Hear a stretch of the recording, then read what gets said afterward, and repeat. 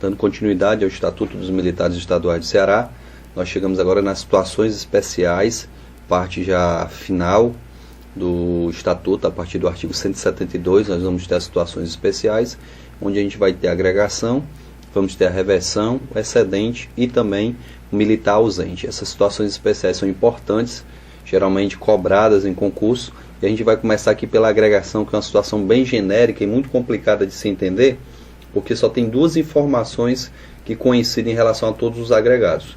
Todo militar agregado é militar ativo e todo militar agregado não ocupa vaga na escala hierárquica. Então, o conceito de agregação é justamente esse, certo? Militar ativo que não ocupa vaga na escala hierárquica é justamente o que está escrito lá no artigo 172. Como o militar agregado é um militar ativo, o próprio conceito já está me dizendo isso, o militar agregado está sujeito às regras do Código Disciplinar, porque todo militar ativo, salvo as exceções que nós vimos lá em relação ao artigo 3º, aliás, artigo 2º do Código Disciplinar, todos os militares ativos estão sujeitos às regras do Código Disciplinar e o militar agregado também está sujeito a essas regras. Então, militar agregado é aquele militar ativo que não ocupa vaga na escala hierárquica. Professor, me explica o que é realmente o militar agregado. É uma situação muito genérica porque em várias situações, em vários exemplos, eu vou ter um militar agregado. Por exemplo, um militar que não está na estrutura da sua corporação, digamos que isso aqui seja o Corpo de Bombeiros. Quando o militar está dentro da estrutura, ele está na situação convencional. Quando ele está fora dessa estrutura, exercendo sua atividade aqui na Força Nacional, aqui na Secretaria de Saúde do Estado, aqui na Secretaria de Educação do município, em qualquer local fora da estrutura da corporação, ele vai estar na condição de agregado. Então, o militar agregado é aquele ativo que era para estar dentro dessa estrutura, em algum quartel dentro dessa estrutura, mas não está trabalhando dentro dessa estrutura. Ele está trabalhando fora ou até nem está trabalhando. A gente pode pegar o militar que está exercendo, que está gozando a LTIP, como militar agregado também. Então, resumo do que seria o militar agregado. O próprio conceito já me diz. É o militar ativo que não ocupa vaga na escala hierárquica. Por que a agregação é uma situação tão complicada?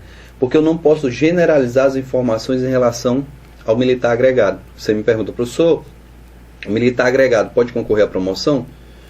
Se ele tiver agregado em função de natureza ou interesse militar, concorre à promoção por antiguidade e promoção por merecimento. Se ele tiver em função de natureza ou interesse civil, só vai concorrer por antiguidade. Se ele tiver de LTIP, nem antiguidade, nem merecimento. Então, dependendo da circunstância, o militar agregado pode concorrer às duas promoções, antiguidade e merecimento, pode concorrer só por antiguidade ou pode não concorrer de jeito nenhum, estando na condição de agregado. Até porque o conceito de agregado é muito amplo.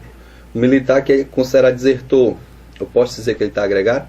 Está agregado, porque ele não deixou de ser militar. É um militar ativo que não está ocupando a vaga dele na escala hierárquica. O militar de LTIP, o militar que está exercendo a função, ele é policial, o militar que está exercendo a função no Corpo de Bombeiros, ou vice-versa. Então, a gente vai ter sim um militar agregado, diferentemente do militar adido, né? A gente vai ver também, aqui no finalzinho do Estatuto, que o militar adido tem uma situação parecida com o de militar agregado, mas, na verdade, o adido e o agregado têm certa diferença. Vamos aqui para o slide, que a gente verifica que o agregado, como eu falei, é um militar ativo que deixa de ocupar vaga na escala hierárquica. Então, esse militar agregado, ele deixou de ocupar vaga na escala hierárquica. Se a gente vier aqui para o desenho, digamos que essa seja a estrutura do Corpo de Bombeiros Militar do Ceará. Aí aqui eu tenho um quartel, aqui eu tenho outro, aqui outro.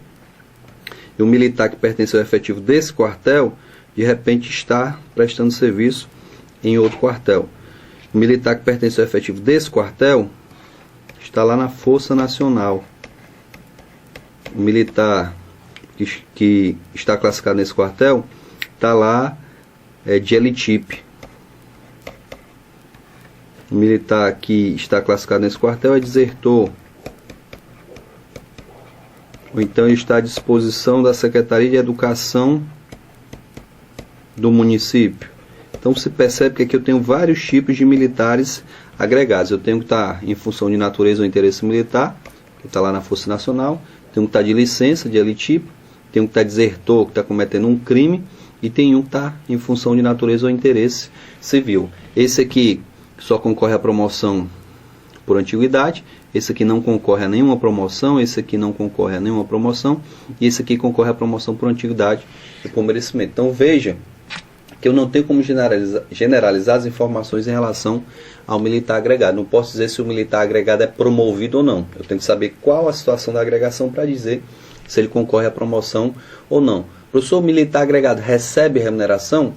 Voltando para o nosso slide, a gente vai ver que o militar agregado, no caso de estado de elitipe, não recebe remuneração. Desertor, não recebe remuneração. Quem está em função de natureza ou interesse civil, recebe. Função de natureza ou interesse militar também vai receber. Então, de novo, a gente verifica que eu não posso generalizar uma informação em relação ao militar agregado. O que eu posso dizer em relação ao agregado é que é um militar ativo que deixou de ocupar a vaga dele na escala hierárquica. Por ser militar ativo, está sujeito às regras do Código Disciplinar. Então, se cair na prova que o militar está agregado e cometeu uma transgressão disciplinar, ele está sim sujeito às regras do nosso Código Disciplinar. Voltando lá para os conceitos das situações especiais, a gente vai ter agora a reversão. Professor, o que é a reversão?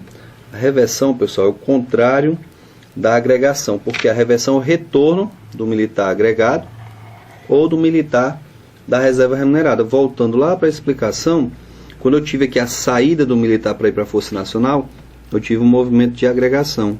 Quando ele entrou, quando ele ficou aqui de elitipe, quando ele foi considerado desertor, quando ele foi para a Secretaria de Educação, então esse movimento de saída do militar da estrutura da corporação para prestar um serviço fora, ou então para ficar de licença, ou então no caso da deserção, é a famosa agregação. Já quando o militar faz um movimento contrário, está lá na Força Nacional e retorna, ele vai ter a situação agora da reversão. Quando ele está de elitipe e retorna, ele também vai ser revertido. Então o movimento contrário à agregação é justamente o movimento da reversão. Então, vindo para o slide, o que é a reversão, professor? É um movimento contrário, ou seja, o retorno do militar da Força Nacional, o retorno da elitipe, o retorno do desertor, retorno do militar que está lá na Secretaria de Educação. Então, esse é o primeiro conceito do que seria a reversão. Mas, na verdade, nós temos dois tipos de reversão, e já explico quais são esses dois tipos de reversão. A gente vai ter a reversão que a gente acabou de explicar, que é a reversão do militar que estava agregado, certo? Como essa agregação é feita pelo comandante-geral, quem reveste também é o comandante-geral. Então vamos para um caso de falar da reversão de maneira geral. Reversão pode ser o retorno, sempre vai ser o retorno, mas eu tenho dois tipos de retorno. Tem o retorno do militar agregado e tem o retorno do militar da reserva remunerada. Aqui tem que ter bastante atenção, porque são duas situações que têm o mesmo conceito, mas têm suas peculiaridades. Olha só, a gente já aprendeu, falamos do conceito de agregado, só que eu não disse para vocês quem é que agrega o militar. E quem é que vai agregar o militar? Sempre quem agrega é o comandante-geral. Independente da situação, o ato de agregar é um ato da competência do comandante-geral. Independente de ser oficial ou praça, quem agrega é o comandante-geral. Então o ato da reversão do militar agregado, ou seja, do retorno do militar agregado, também vai ser um ato do comandante-geral. Não é ele que está agregando, então é ele que vai reverter o militar agregado. Então esse ato de reversão do militar agregado é ato de competência do comandante-geral. Nós aprendemos lá no começo do Estatuto que o militar que está na reserva remunerada ele pode ser convocado, ele pode retornar para o serviço ativo. Então essa convocação, esse retorno é um ato de reversão. E a gente sabe que quem desliga o militar do serviço ativo, a gente vai já estudar esse assunto, o desligamento do serviço ativo é ato do governador. E como a gente sabe, quem convoca o militar a retornar para a ativa também é o governador. Então essa reversão do militar da reserva remunerada para a ativa é ato de competência do governador. Nós já tínhamos estudado esse assunto e já tínhamos passado essa informação para você. Então o governador é quem vai reverter o militar da reserva remunerada, botei remunerado aqui, mas é remunerado, da reserva remunerada, e quem vai reverter o militar agregado é o comandante-geral, porque foi ele quem agregou. Então a gente conseguiu agora conceituar o que é a reversão. Vamos lá voltar para o slide que fala das situações, para que a gente possa ver o que é o excedente e o que é o militar ausente. Vamos primeiro para o conceito de excedente, mas para falar de excedente a gente vai utilizar uma tabelinha para ficar melhor explicado o que é o militar excedente. Excedente, pessoal, para quem não sabe, é o militar mais moderno daquele posto, daquela graduação, que está além das vagas definidas em lei. Existe uma lei chamada Lei de Efetivo que diz a quantidade de soldados, de cabos, de sargento, de subtenente, de tenente, capitão, de todos os cargos. A lei vai dizer. Então, se por exemplo a lei diz que é para ter 1000 cabos e eu tenho 1001, então alguém tem excedente. Se a lei diz que é para ter 600 sargentos, eu tenho 602, então já vou ter 2 excedentes. E nos 2 casos, os mais modernos é que vão ficar classificados na condição de excedente. Professor, o militar excedente tem algum prejuízo? Prejuízo de nada, certo? Se eu sou cabo e estou no excedente e pratico um ato de bravura, sou promovido a sargento naturalmente sem nenhum problema. Se eu sou sargento e estou no excedente e venho a morrer, a falecer nas condições que dão direito à promoção pós-morte, vou ter a promoção pós-morte a subtenente sem nenhum problema. Então ele concorre à promoção naturalmente, recebe o mesmo salário, não vai ter nenhum prejuízo. O militar excedente não tem prejuízo nenhum, certo? Mas o que é o excedente? O excedente é uma situação em que eu vou ter mais militares do que a lei determina. Não sei como é que isso pode acontecer. Se a lei diz que é para ter 20 coronéis, como é que tem 22? Como é que tem 24? Isso ocorre em virtude das agregações. O militar é agregado, gerou uma abertura de vaga. Alguém é promovido para o lugar dele. Quando ele reverte, a vaga está preenchida, então vai gerar um excedente. Então vamos voltar aqui para a gente ver o que é o efetivo, o que é o agregado, melhor dizendo, o que é o excedente, em virtude do que determina a lei. Primeiro eu tenho que saber qual é o efetivo previsto, para ver o existente e saber se existe alguma diferença. Quando a diferença aqui, quando o número previsto é menor do que o existente, é que a gente vai ter a condição de agregado. Quando o número previsto é maior do que o existente, vamos ter vaga para efeito de promoção. Peguei um exemplo prático aqui, muito parecido com o que ocorre hoje na Polícia Militar e na Polícia Militar do Ceará. Isso ocorreu há alguns dias, né? Nós estamos em 2013, em 2011, 2012, a gente teve um quadro parecido onde o número de coronéis era bem além do que determinava a lei. A lei previa que era para ter 20 coronéis, eu tinha lá 32, então tinha 12 excedentes. Quando é que ia ter uma promoção para o cargo de coronel?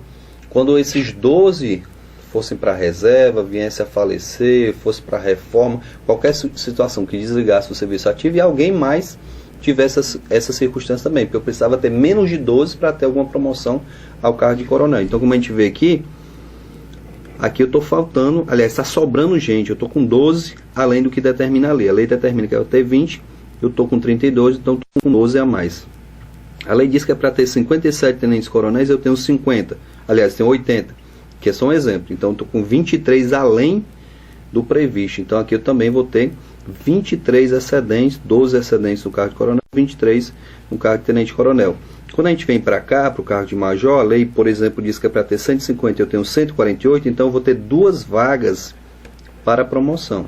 Então isso aqui já é vaga para promoção. Enquanto que aqui eu tenho excedente e aqui eu tenho excedente, aqui eu vou ter vaga porque o número existente é menor do que o número previsto. Quando a gente vem para o cargo de capitão, 230 previsto, 230 existente, então está justamente no que determina a lei. E quando a gente vai para o cargo de tenente, no exemplo que a gente puxou aqui para vocês, a lei define que é para ter 480, eu só tenho 103, então eu vou ter 377 vagas para efeito de promoção. Então eu vou ter em 2 postos aqui o excedente, vou ter em 2 postos as vagas para efeito de promoção. Logicamente que se 2 capitães são promovidos aqui a major em virtude dessas vagas, aí eu vou ter o que?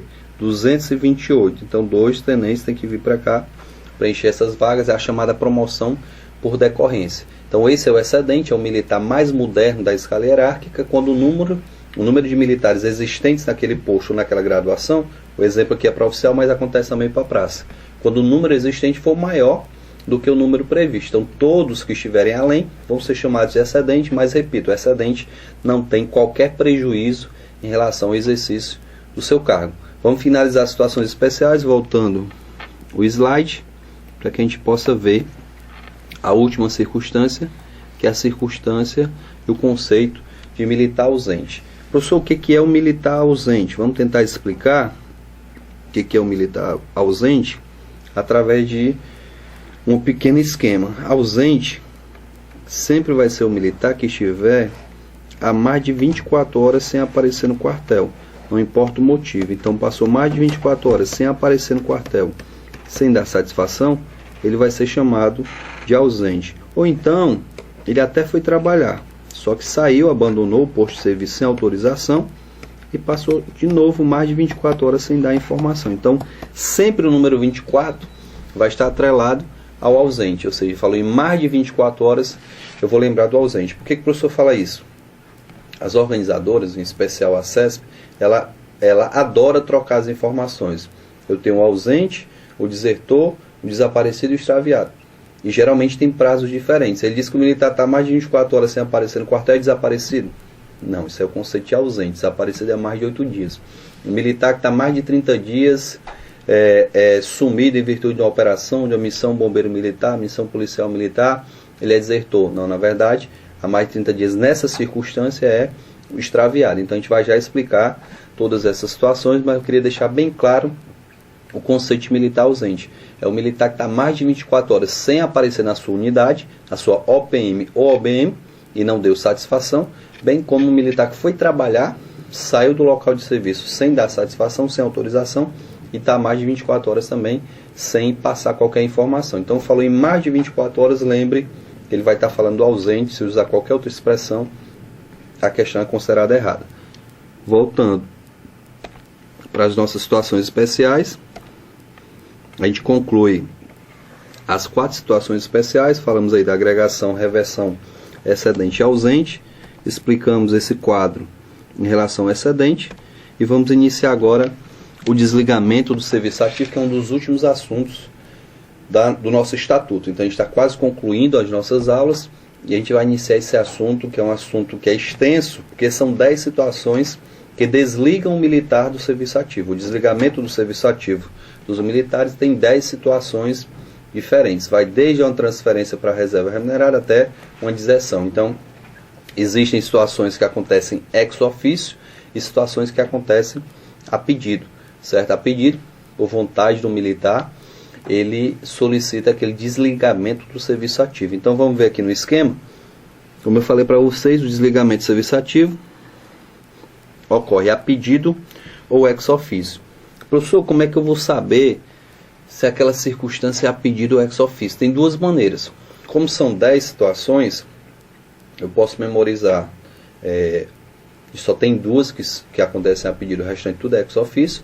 Ou então eu vou lembrar, tudo que é bom, o militar vai pedir. O que não é interessante para ele, se aplica ex officio, que a administração impõe a vontade dela ao administrado, no caso, o militar estadual. Então tudo que for bom para o militar, ele pede. Tudo que for do interesse dele, ele pede. Agora o que ele não quiser, logicamente, vai ser imposto à sua vontade, certo? Então, pode lembrar dessa forma, o que é bom é a pedido, o que não é interessante é ex officio. Ou então lembre que só tem 2 situações que ocorrem a pedido.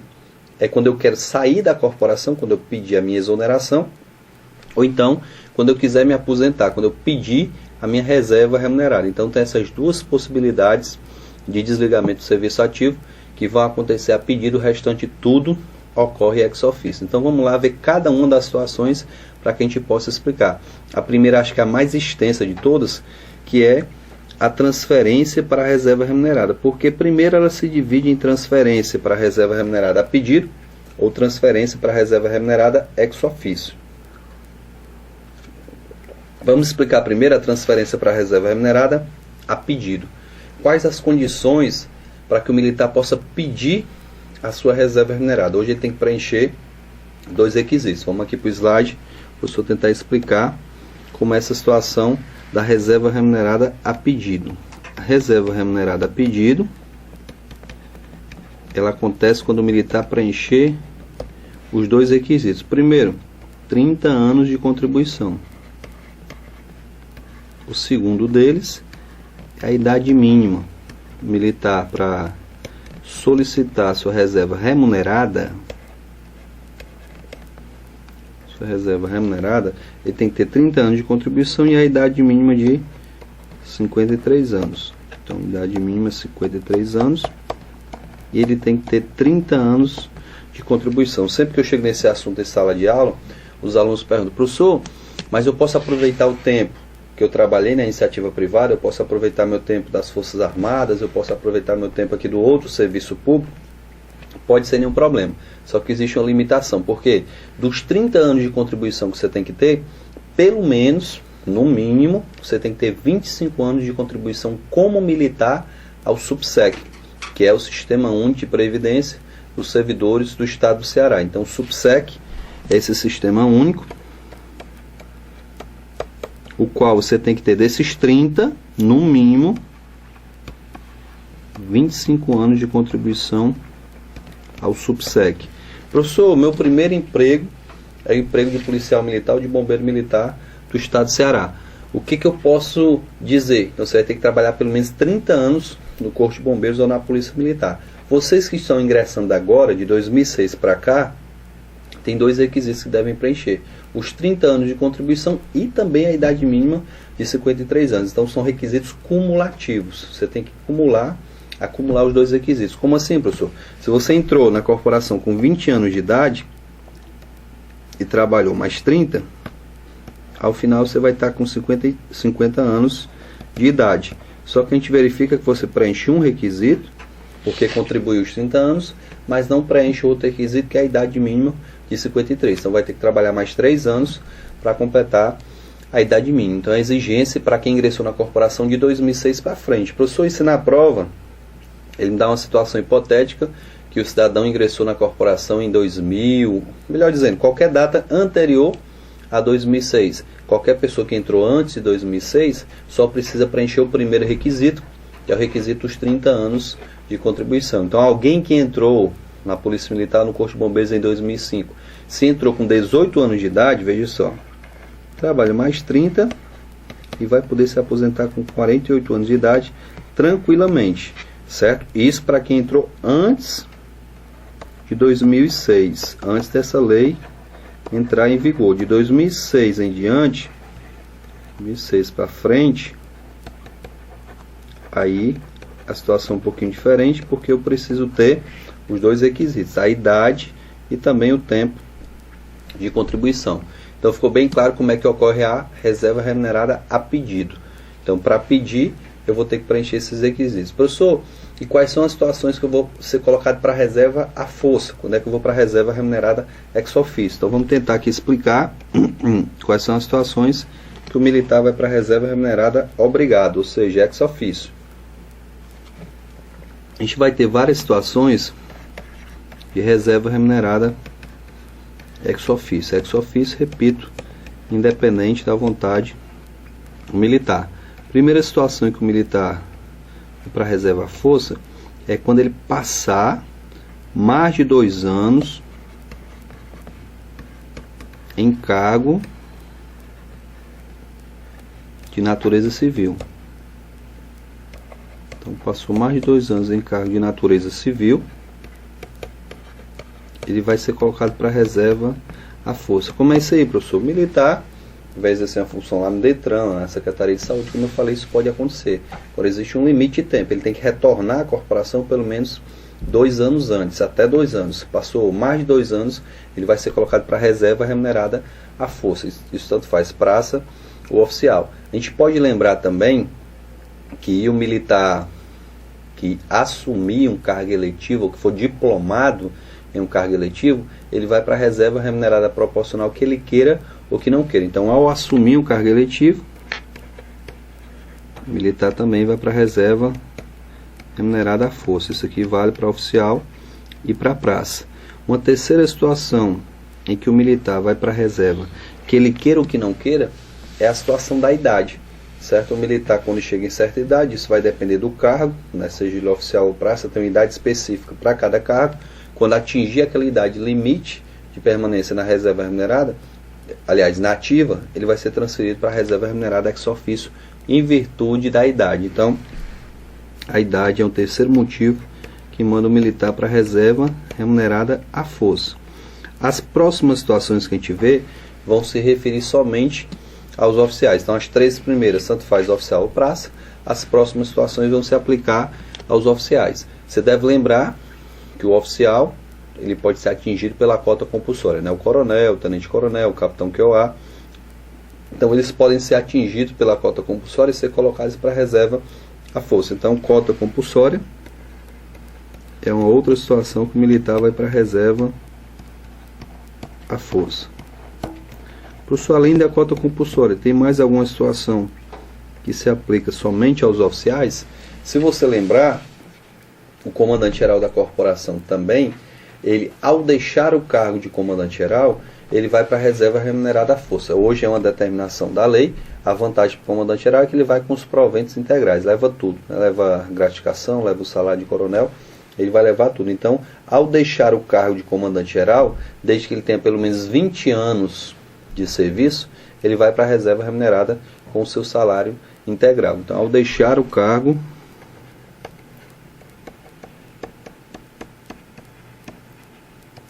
de comandante-geral,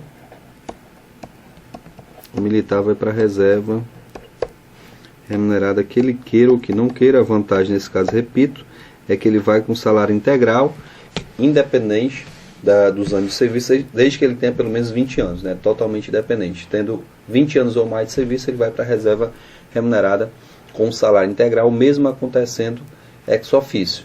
Então, o militar, como a gente viu, tem várias situações em que ele é obrigado a ir para a reserva remunerada, desde a idade, questão do cargo eletivo, são várias situações em que ele vai ser obrigado a ir para a reserva remunerada. A gente deu alguns exemplos, acho que deu para entender o que é a reserva remunerada ex officio, uma situação em que o militar é obrigado a ir para a reserva remunerada. Tem uma outra situação que se aplica somente ao oficial, é aquela que diz que quando o oficial estiver no último posto do seu quadro, ou seja, se eu falo dos combatentes, o último posto é o de coronel, se eu falo do administrativo, o último posto é o capitão, se ele tiver há mais de 6 anos no último posto do quadro, ele vai para a reserva à força também. No último posto do quadro, aí eu tenho que verificar qual é o quadro. Se o quadro é o quadro de combatente, o último posto é o posto de coronel. Se o quadro é o de administrativo, o último posto é o posto de capitão. Então, atingiu mais de 6 anos de permanência no último posto daquele quadro, obrigatoriamente o militar também vai para a reserva remunerada. Então, a gente tentou resumir as situações que levam o militar à reserva remunerada ex officio. A gente tem mais 9 casos de desligamento do serviço ativo. A gente vai ter aí a reforma, o pedido de exoneração, a gente vai ter a deserção, o extravio. São várias situações que geram desligamento do serviço ativo. Tem algumas punições que geram também a expulsão, a demissão. E a gente vai debater esse tema. Só que para concluir aqui a reserva remunerada, a gente tem que lembrar uma situação. O militar só vai poder pedir, a gente volta lá para a reserva remunerada a pedir, ele vai poder pedir sua reserva remunerada sem pagar indenização referente a curso, quando, por exemplo, ele fez um curso ou estágio por conta do Estado, e esse curso ou estágio durou mais de 6 meses. Então, se o curso durou mais de 6 meses, ou estágio, ele vai ter que permanecer na corporação, não vai poder pedir sua reserva remunerada, nem tão pouca exoneração, pelo menos nos 3 próximos anos, a não ser que ele pague a indenização referente ao curso, ao que foi gasto lá no curso. Professor, mas o curso que eu fiz teve mais de 18 meses de duração. Ixi, mais de 1 ano e meio. Então, você vai ter que permanecer na corporação, pelo menos por mais de 5 anos, ou então vai ter que pagar a indenização se quiser ir para a reserva remunerada antes dos 5 anos, ou então se você quiser pedir para sair da corporação, que é a exoneração que a gente vai falar daqui a pouco. Então, repito, o militar, quando for pedir sua reserva remunerada, ele não vai ser impedido de ir para a reserva, mas ele pode ter uma condição, que é o pagamento de indenização referente aos cursos ou estágios que ele fez durante o exercício da função. Se esse curso ou estágio teve duração superior a 6 meses, ele se obriga a permanecer pelo menos mais de 3 anos, ou então tem que pagar a indenização. Se o curso ou estágio teve duração superior a 18 meses, ele tem que permanecer na corporação pelo menos mais 5 anos, ou então ele vai ter que pagar a indenização se pedir a reserva remunerada antes. Então, lembro que é só no caso da reserva remunerada a pedido. Quando ela é aplicada ex officio, aí já não foi vontade do militar, foi a administração que se obrigou a colocar ele para a reserva naquela circunstância. Então a gente conclui, aqui no caso a reserva remunerada. Próximo vídeo a gente vai falar das demais situações de desligamento do serviço ativo. Muito obrigado e até a próxima.